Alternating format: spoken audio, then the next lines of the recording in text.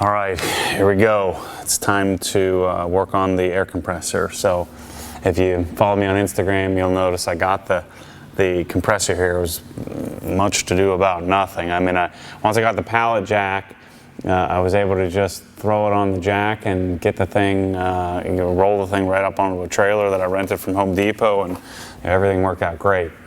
So what I'm going to do today here is I need to fit this, so I need to figure out where this is going to go, and I wish I'd blocked out the whole wall here.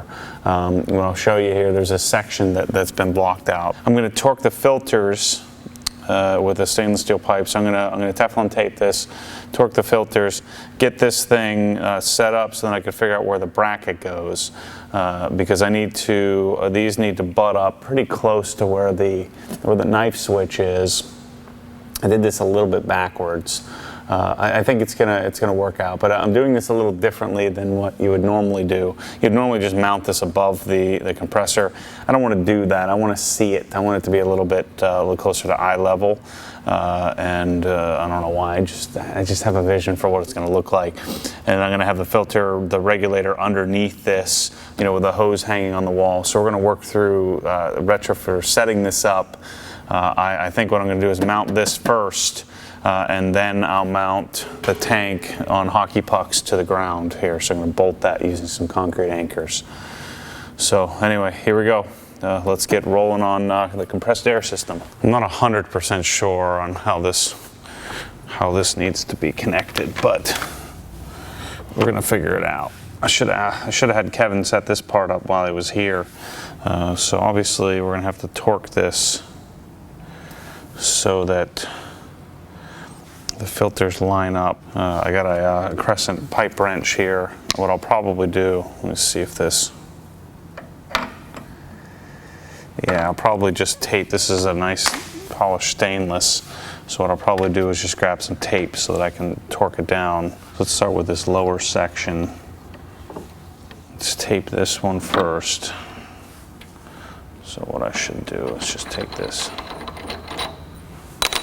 So first thing, just like with any water or air, I want to make sure that my tape is out of the way so I don't get any tape stuck in the air line. I should probably tape both sides of this while we're at it. So this is the outlet, and these filters are the same with the exception of how it's oriented. So we're going to make sure that we follow the airflow so that the airflow goes in the proper direction. Taping this is necessary, but I think that may help with scratching it up. That's assuming that the pipe wrench can grip it.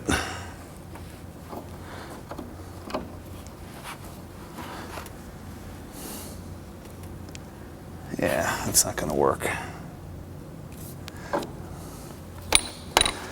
Gonna have to just go straight up. So the other cool part about this, me sharing this, is you're going to see what it's like to mess it up so that you don't have to mess it up. Wait till you see the lift video. If you haven't watched that already, not sure which one I'll have up first, and so I want the electrician to come out once. I don't know if this is gonna, there we go.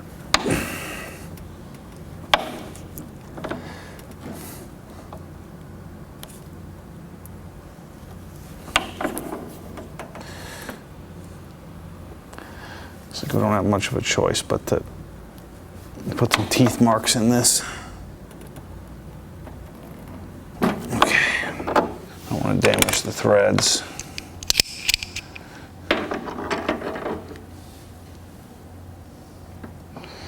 I don't think I'm going to be able to get this to come all the way around. Get it tightened down properly.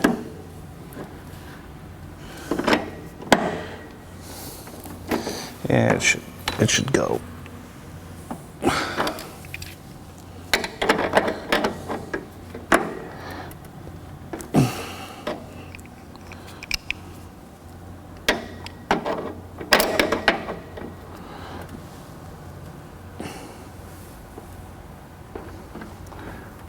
go. Nice. Guess we should put this on first.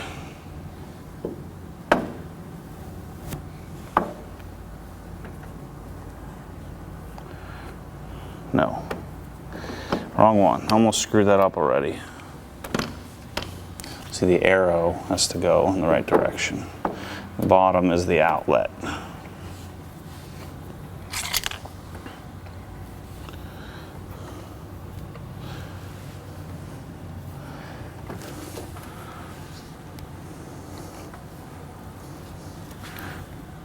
I don't think we're going to be able to get it to go around again.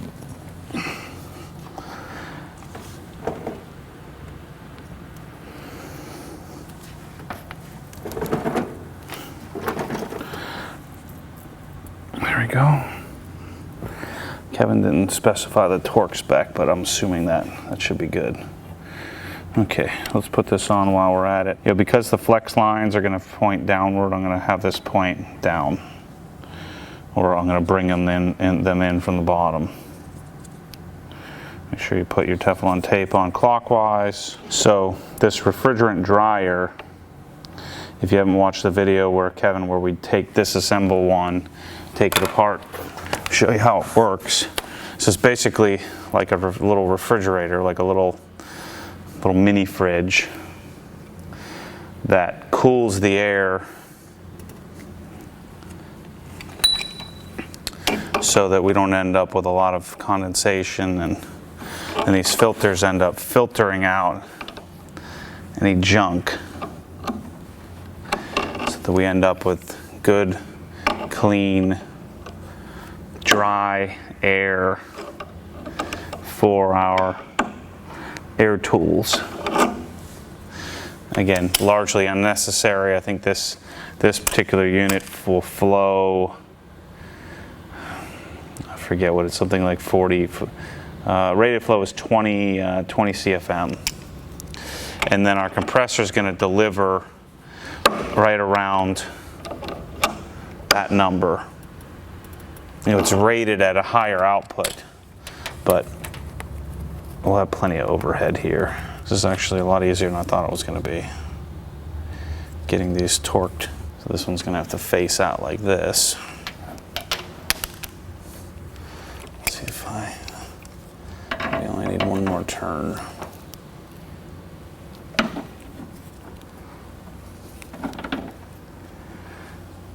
I don't know if that's tight enough. Let's see if we can come around again.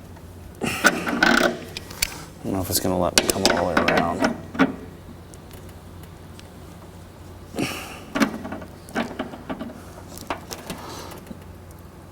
No, I'm sure these are NPT threads, so they diminish. Shoot, that's not tight enough. I'm going to put some more tape in there. In fact, let's try this one. See if we get a little better tight to it. Come on! What I've chosen to do is to come right out of our compressor into our dryer. I'm not going to do any ball valves or and create a bypass for this. I don't think I'm ever going to need that. This isn't going to be a commercial application where if my air dryer goes down, I'll just buy a new one and wait a few days for it to, wait till the new one shows up. Whereas if you're in a shop environment where you're reliant on your air in order to, time is money, in order to get the job done. Yeah, see, this one just worked out a little better. And you're going to want to bypass this. In other words, put valves around it so that you never end up having to be down. Because you could run your air system without this. But I'm never going to need to do that. So I'm simplifying this, and then I'm just coming right out of the compressor, going into the air dryer with no valves. So actually, I won't even need to use the pipe wrench, I don't think. I don't like how loose that is. So as I was saying, I'm come right out of the air dryer, and I'm going to go into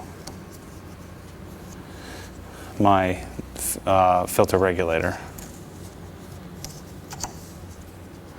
I'm going to use 1/2" flex line.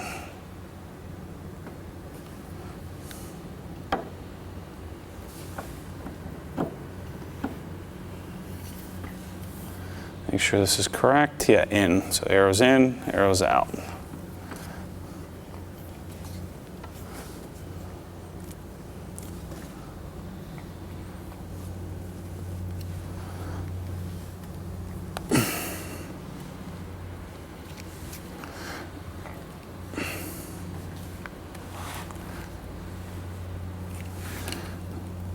That's nowhere near tight enough.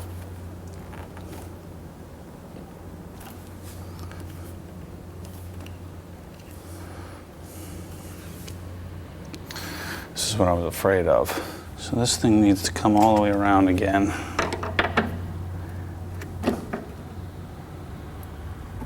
I don't want to damage the threads, but it needs to be tighter.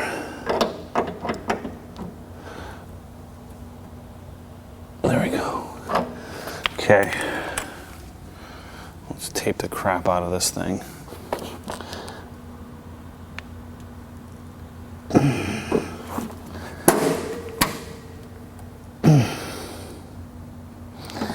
Still not ridiculously tight like I would like it to be.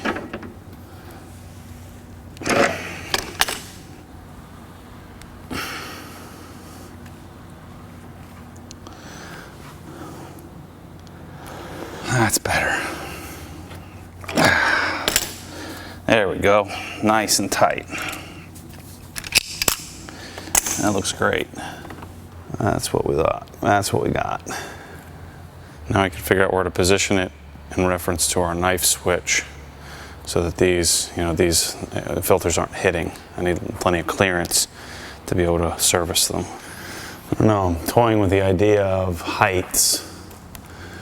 I'm not sure about that. I think this needs to be up higher from a look perspective. Let's put it up. Let's put it up another box. Let's see what happens. Yeah, I think that's going to be the ticket. The question is if I want to go higher than that.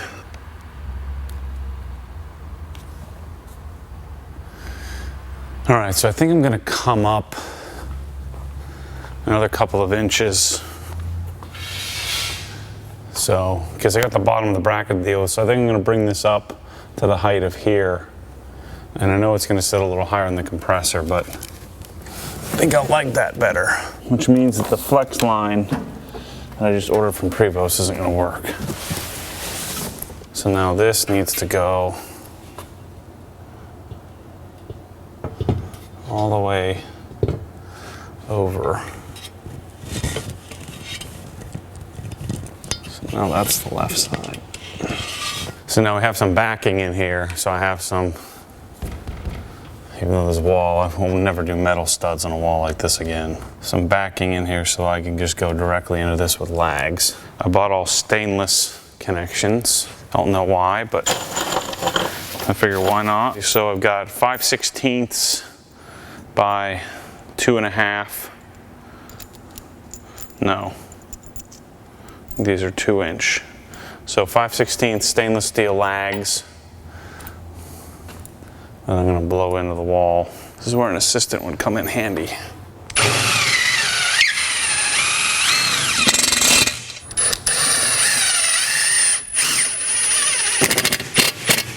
Let's see what happens.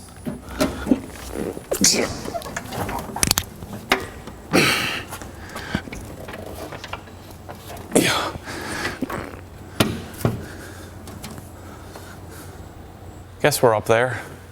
Let's hope the whole wall doesn't come down. All right, so good news is it hasn't fallen off the wall yet. I think that particle board, I should have had him put plywood in, which I thought he was gonna do, but he put particle board in, and so I don't think the top screws really grabbed it, so that's why I put 4 of the lags in there.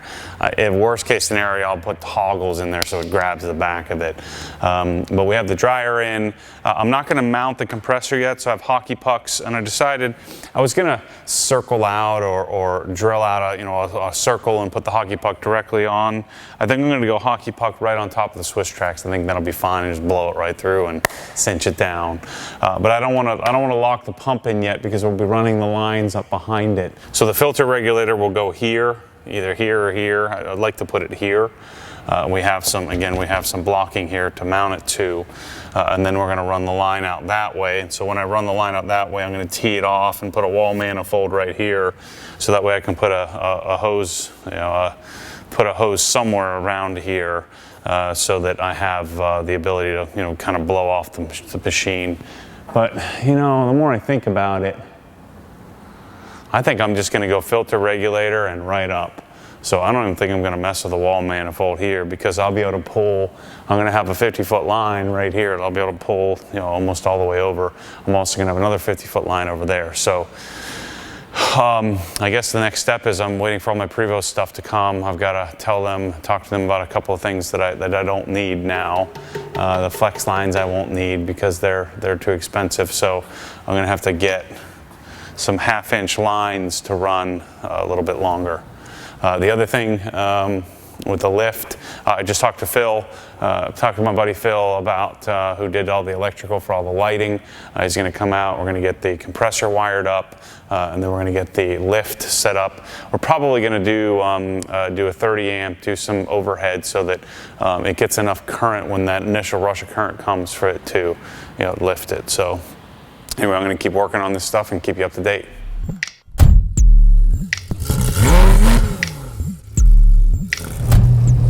What happens when the force pulls you back, your foot naturally comes off the gas. You have to keep your foot to the floor, foot to the floor.